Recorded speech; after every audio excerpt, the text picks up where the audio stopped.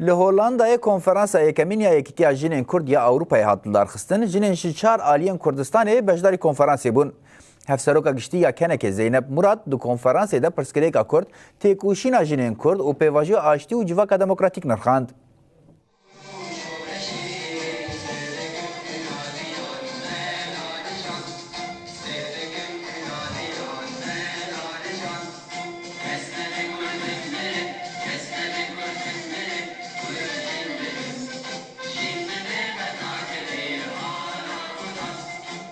لما سينورا حمو هلوشاند مدريا يا در باسكر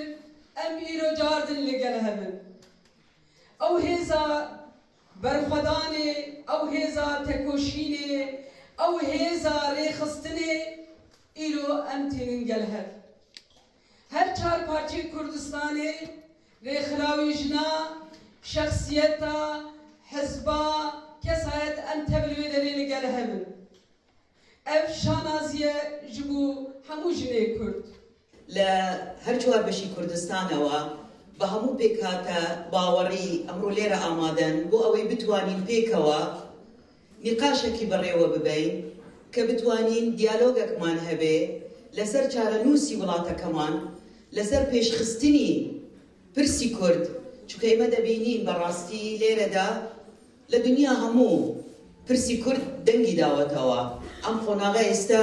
تیدا درباز دبین قناغه کی زور میجوی و هستیاره لبر هنده دبیمه اشارت با قناغه هستیاره بدن که اما تیدا درباز دبین تایبت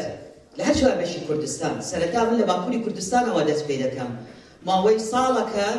پیواجوی کی زور گرنگ و میجوی لوی دست پی کردوه بدریجای 100 سال لنهامتی لانکار کردن لبی مافیشتن امرو پرسی کرد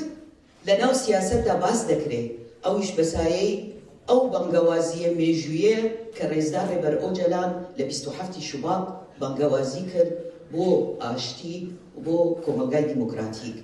چونکه براستی اولاتانه همو دفتی خواهم بدست بکارهینا بو اوی کرد انکار بکن نه دنیا انکار لناوی ببن بلام نگشت نه انجام امرو ناچارن بدانستاندن بديالوج برسي كرت شارع سر بكن وأول راس